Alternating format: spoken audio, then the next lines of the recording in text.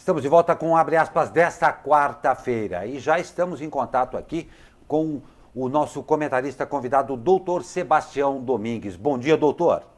Bom dia, Glauco. Bom dia, Douglas. Bom dia a todos que nos assistem. E vem!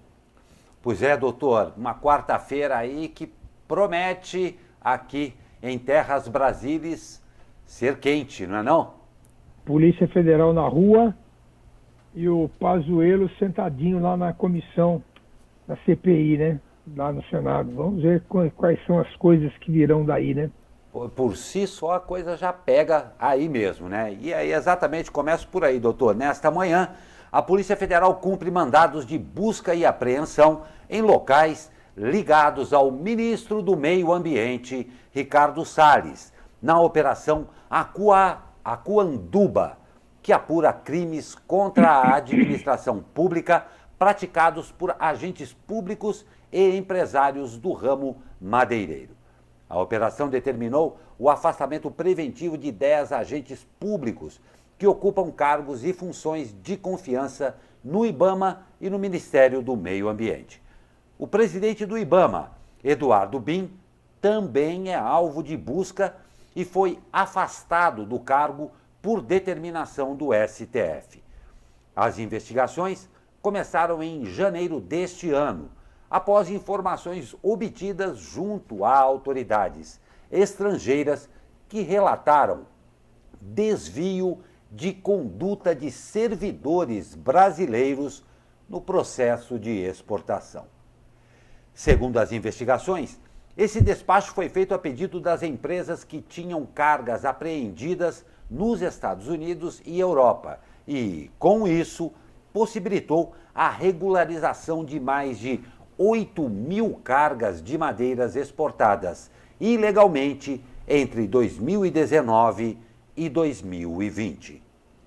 Pois é, impressionante esta investigação da Polícia Federal hoje. Vale frisar que, como o Ricardo Salles é um ministro do primeiro escalão do governo federal, ele teve que ter essa investigação autorizada pelo STF. E vale frisar aí que, em anos anteriores, Ricardo Salles disse que o Ministério do Meio Ambiente, junto com o IBAMA, estava preparando um tipo de rastreio, não é o nome certo, mas pelo DNA da árvore, para ver aonde essas árvores estavam sendo importadas, exportadas. Então, agora, a partir desse momento, uma investigação que investiga exatamente isso, a exploração ilegal de madeira e a exportação para Estados Unidos e Europa. Uma bomba nessa quarta-feira, né, doutor? O problema todo veja bem, se o STF autorizou, é porque tem bastante indícios que podem, que justificam essa ação da Polícia Federal, né? Primeira questão. Segunda questão, pelo que eu entendi, é o seguinte: ele emitiu um decreto regularizando madeira que já foi exportada, estava presa em outro país por falta de documentação mostrando a legalidade da madeira, e isso liberaria essas madeiras como legais, mesmo que elas não fossem, né? O problema todo que está por trás disso, na verdade, é o seguinte: quer dizer, o governo Bolsonaro, ele fala uma coisa e faz outra, né? Quer dizer, ele vai na ONU lá e diz que vai duplicar o investimento para combater o desmatamento da Amazônia e corta o orçamento, né? Quer dizer, é uma linha de raciocínio. E o Ricardo Salles, se o Bolsonaro tivesse preocupado com a imagem do Brasil no exterior, que está muito arranhada nessa questão ambiental, ele já teria tirado o Ricardo Salles por causa daquela frase que ele falou lá naquela reunião ministerial, onde ele disse que vamos aproveitar esse negócio da pandemia, vamos passar tudo quanto é decreto que a gente quer passar para deixar passar a boiada, né? Quer dizer, isso aí repercutiu muito mal no mundo todo. Quer dizer, não é só as ações, é o pensamento. A linha de pensamento do Bolsonaro é de liberar geral. Quer dizer, não é aquela questão de vamos organizar. Ele quer organizar, mas ao mesmo tempo que ele quer organizar, ele quer liberar geral para quem já fez coisas erradas. Quer dizer, então cria um ambiente para o grileiro, para o invasor, para o desmatador, de que nós vamos fazer que depois eles perdoam a gente, eles dão um jeito aí. Quer dizer, isso é muito ruim, porque isso está vindo numa sequência de eventos que só demonstram que o governo Bolsonaro pode até ser que tenha boa intenção com relação à Amazônia, mas não está agindo nesse sentido, né? A Amazônia é essa que padece de mais um problema também que já é secular, isso da madeira. Doutor, e só lembrando que esse não é o único problema, né? Ainda tem as pedras preciosas, tem o garimpo, tem tudo mais, que na Amazônia continua uma balbúrdia e ninguém resolve nada. O que o senhor acha disso aí? Porque tem os outros casos também, né? Ô Glauco, inclusive a Polícia Federal comentou o seguinte, não sei se você lembra, que teve uma apreensão grande de madeira irregular no Pará, e o ministro foi lá e mandou a polícia parar com o procedimento que ela estava fazendo. Segundo a Polícia Federal, nunca houve na história do país, como diriam uns e outros, nada semelhante de um ministro desautorizar uma ação policial. E até agora os madeireiros não apresentaram a documentação daquela madeira. Quer dizer, é uma vergonha, né? Quer dizer, é um descaso total na prática, né? Na prática com a preservação da selva, né? Eu, particularmente, acho que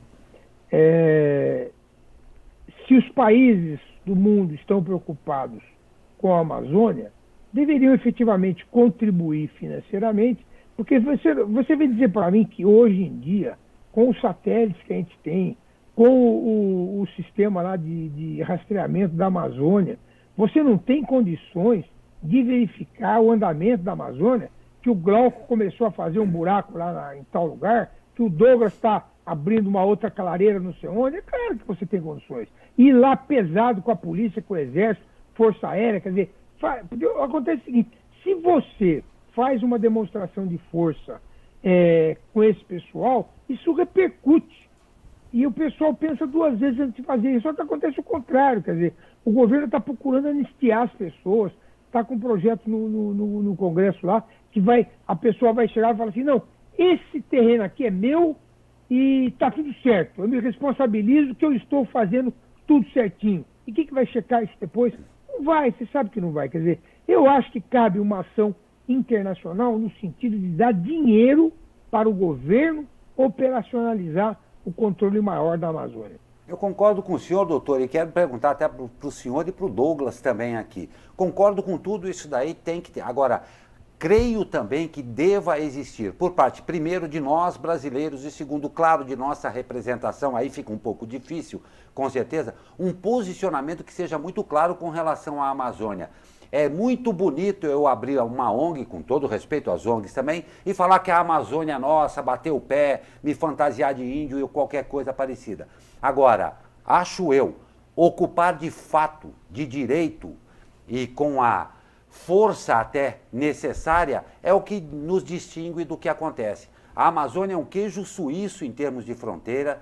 Boa parte das vezes que se pensa em fazer isso daí, se pensa, não vamos aumentar a força militar porque é coisa de militar. Então, boa parte de nós brasileiros também temos que perder um pouco da hipocrisia de saber que se nós queremos, de fato, ter a Amazônia, nós precisamos ocupá-la de uma maneira perene e eficiente. Agora, isso daí não vai ser feito com pombas da paz e pétalas de flores. Não sei o que os senhores acham a respeito disso. Doutor, também não sei quando nós vamos ter coragem para fazer isso. Só complementando, né, o senhor falou aí do sistema de detecção, também passa muito pela visão, vou dizer aqui colocando a culpa no atual ministro do Meio Ambiente, que já entrou em debates aí através para falar da tecnologia brasileira. O Brasil tem 2 sistemas de detecção, o DETER e o PRODES, que são considerados referências mundiais no monitoramento de desmatamento. E vale frisar que no ano passado, retrasado, quer dizer, o ministro então Ricardo Salles entrou no embate com o INPE, falando que esse sistema não era eficaz, que o sistema estava mentindo, que os pesquisadores tinham ideologia. Também passa um pouco por essa visão que o que é feito aqui no Brasil não é tão bom quanto lá de fora, né, doutor? E outra coisa, você tem uma foto de um local antes e uma foto depois, não precisa ser especialista para você ver que o desmatamento aumentou.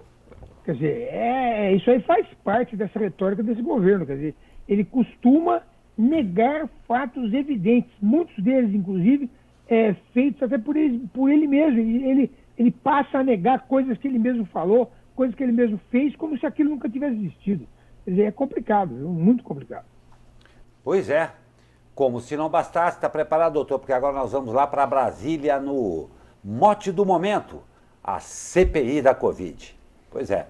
O depoimento do ex-ministro da Saúde, Eduardo Pazuello, considerado essencial para a CPI da pandemia, está previsto para hoje. Aliás, já começou, né? Ele foi citado por diferentes testemunhas em depoimentos para os senadores. Entre os principais pontos estão: Pazuello recebeu, ainda em agosto, carta da Pfizer com oferta de vacinas. Sob a gestão de Pazuello, o Ministério deixou ofertas da Pfizer sem respostas. Fez opção por comprar vacinas do consórcio COVAX para somente 10% da população. Sob a gestão de Pazuello, o Ministério distribuiu máscaras impróprias. Ontem, o ex-ministro das Relações Exteriores, Ernesto Araújo, afirmou que atuou para buscar no exterior insumos para a produção de cloroquina a pedido do Ministério da Saúde. Apesar de amplamente difundida pelo governo e pelo presidente Bolsonaro no tratamento de pacientes infectados, a cloroquina não tem eficácia comprovada contra o novo coronavírus. Em diversas outras questões, o ex-chanceler remeteu decisões ao Ministério da Saúde. Basicamente, ele jogou a bomba no colo do Pazuello hoje. Então, o ex-ministro das Relações Exteriores, que estava sobre juramento de falar a verdade, disse que, por exemplo, o Ministério da Saúde deu orientações, como a gente já viu na matéria, de preferir a cloroquina do que, muitas vezes, entrar no consórcio de vacina. Esse consórcio COVAX Facility, o Brasil entrou nesse consórcio depois de 170 países já terem realizado esta entrada, esse termo de adesão. E mesmo assim, este termo de adesão foi de adesão mínima. Isso porque tinha duas possibilidades, a da compra de 50 milhões de vacinas e a de 10 milhões de vacinas. E o Brasil preferiu optar aí pela compra de 10 milhões de vacinas. Então, a bomba foi jogada no colo do Pazuello, e o que será que ele deve esperar da CPI hoje, doutor? Esse depoimento do Pazuello me preocupa até do ponto de vista da saúde dele, né? Porque ele é uma pessoa atarracada, tem um sobrepeso evidente, pescoço curto, certo? Tudo isso pode levar a uma baixa oxigenação durante o sono, a chamada apneia do sono, a um sono ruim, e essas pessoas frequentemente têm pressão alta, e eu tenho medo que ele tenha um treco lá na CPI, vou falar a verdade, porque ele vai ser massacrado hoje. O ex-Nesto Araújo, como disse a Cátia Abreu, né? O ex-Araújo, ele disse o seguinte: não tem nada a ver com isso. Fiz o que me mandaram, o que mandou foi o ministro da Saúde. Quer dizer, jogou tudo no colo do Pazuello, que provavelmente foi isso mesmo que aconteceu. Apesar de que, com certeza, o Ernesto Araújo também era daqueles que faziam parte do grupo de conselheiros do presidente, né, que defendiam a cloroquina, né? Quer dizer, o que me causa espanto é se perder tanto tempo com a cloroquina. E o nosso presidente continua insistindo nessa bobagem. Quer dizer, o mal que ele faz para as pessoas e para o país é enorme, é enorme. Eu estava vendo ontem uma análise da pandemia futura, nos próximos meses e tal. Quer dizer, uma das preocupações de quem faz a análise é se vai, por exemplo, o pessoal usar máscara ou não.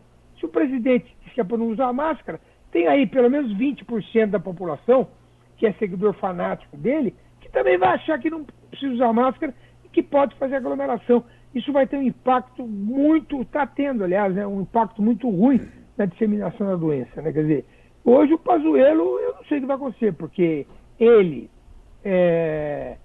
se diz um manda, o outro obedece, né, para o presidente Bolsonaro. Então ele vai jogar no colo do Bolsonaro as coisas erradas que ele fez. E ontem aconteceu uma coisa muito desagradável também, para demonstrar claramente como esse pessoal pensa, que é a questão que o Randolph perguntou lá para o ex-chanceler: mas escuta, o senhor pediu o oxigênio para a Venezuela, para Manaus? Não pediu.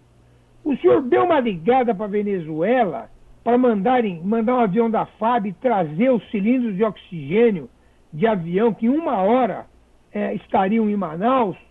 Também não fez. Então veio de caminhão e demorou 2, 3 dias. Quer dizer, quantas pessoas morreram por esse ato irresponsável? E aí ele combinou: o senhor ligou para a Venezuela para agradecer pelo oxigênio que deram, também não, puramente por questão ideológica. Quer dizer, esse pessoal coloca a questão ideológica, que eu não vou nem dizer questão ideológica, é o ranço, né? Eu não gosto de você, não gosto daquele, e saiu com a história do tal do comunavírus, depois nega que disse, coisa que está no Twitter lá, que apareceu, todo mundo viu, nega que disse, nega que quis ofender.